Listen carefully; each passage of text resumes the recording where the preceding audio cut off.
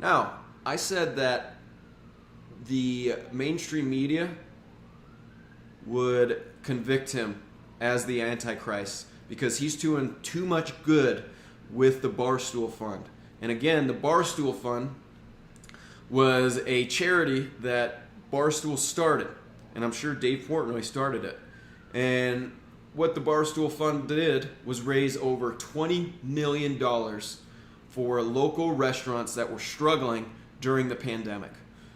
Now, the reason I said he was going to be the reason that he's going to be turned into the Antichrist is because he's just doing too much good out there and making the establishment look stupid. And by the establishment, I mean anyone making over $1 kajillion a year. Okay? These people you don't hear about, don't know about, he's making them look bad. He's making the government look bad. Actually helping people? Now, personally, I don't think it's the job of the government to help people. It's the job of the government to protect people from threats that are foreign and domestic. So it upsets me when people vote for leaders who they think are going to help them. It's not the job of the government to help you. It's the job of the church, charities, and businesses like this. And if this doesn't show you that places like Amazon don't give a shit about anyone, here's your proof. Because Barstool went out and they did what most companies wouldn't do. They put the money where their mouth is. But then you've got people coming out with articles saying that Barstool is either evil or the most ignorant thing on earth. Or both. Now, they aren't going directly after Dave Portnoy himself, but they are going after his CEO. The reason that they're probably going after the CEO is because she hasn't been in the news that much. What has been in the news a lot is the Barstool Fund and Dave Portnoy. So like I said in that video, they can't crucify him just yet. They gotta wait until he's done helping people. But what they can do in the meantime is go after someone else. So we're gonna read this article. We're gonna see what you think. This has to do with the Barstool CEO, Erika Nardini. She's either evil, the most ignorant person on earth, or both. Now, let's see why. A paycheck is a paycheck. I'm sure that's what Erika Nardini would tell anyone who questions why she's the CEO of Barstool. It's what makes the world go round. We know that here very well. Still, there's putting out fires, which Nardini has to do a lot, thanks to, I don't know how to say this word, the detritus that the site and its employees and readers constantly release into the world. So she doesn't like it, so it's bad. And then there's actively firing it at targets. Nardini either doesn't know the difference or wants us to believe she doesn't. And though the world definitely is idiotic, and the sports world even more so, God, what a fucking high horse this person's on. You'd have to be just about the biggest rube imaginable to buy that. Perhaps this is what happens when Nardini works amongst and for rubes all day. She can't see anything else.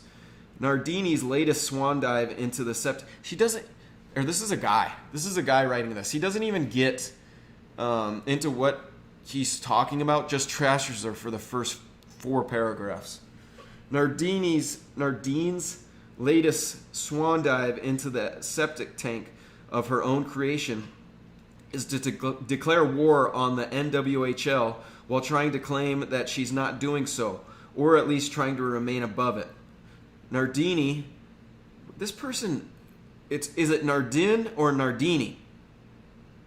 Nardini released this video on Twitter as more and more fans and players in the NWHL tried to keep as great a distance from the bastion of farm runoff as they can. So the NWHL, National Women's Hockey League. They're probably upset with Barstool because they're shitting on the NWHL the same way they shit on the NWA. Or WNBA.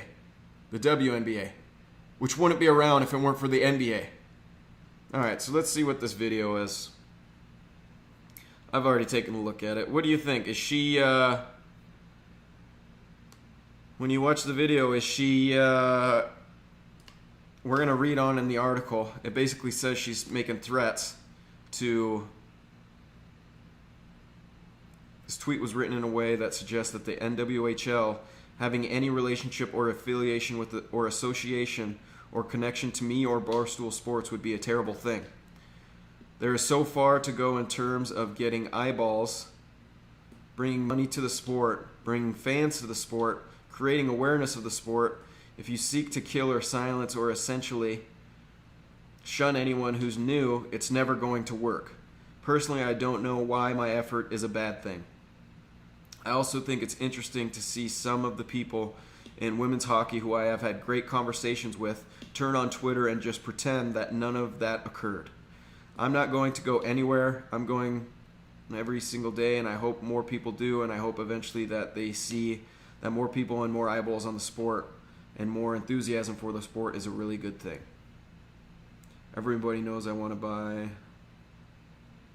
So she is basically saying that Erika Nardini in that video was saying that she doesn't understand why her trying to help the NWHL isn't a good thing. And you know what this article is doing here on Deadspin is trying to say that she's trying to attack them because Barstool fans are pretty aggressive, and her just putting out this video is a target on the back of all of those who have tweeted against Barstool and their helping of the NWHL. But you know what? This is what Barstool does. If you don't want to touch Barstool, you better not talk about them. Better not mention them, because if you go public and say that you want nothing to do with Barstool, they're going to come at you. And they have the right to do so. And you know why they're probably not looking for help from Barstool? Is because there's probably some woke person in the front office. There's probably some woke person in the front office at the NWHL, and she wants nothing to do with Barstool because they have talked badly about the NWA, the WNBA, and maybe the NWHL in the past. But you know what? Wrong move to make. You should be taking as much help as you can get because, like the WNBA, they're probably getting a lot of help from the NHL. Because if it weren't for the NBA, the WNBA wouldn't even be around. It's bullcrap that people think that product is just as good as the NBA. Not the NBA is getting any better. They're just getting worse and worse. You know why? Because the product hasn't evolutionized. Here, in my opinion, this is a little tidbit. The WNBA needs to bring the rim down to 9 feet. And people want to talk about that being a insult to women. Biologically, men and women are different. Get over it. If I saw a bitch dunking over another bitch, I might tune in and watch that. Okay? I might tune in and watch that. But because you're so fragile and you think we're just as good as the man, you're not. But that doesn't make you any less of a person. It just means you're biologically different. Bring that net down, start dunking over some bitches, and I'm watching. All right, everybody.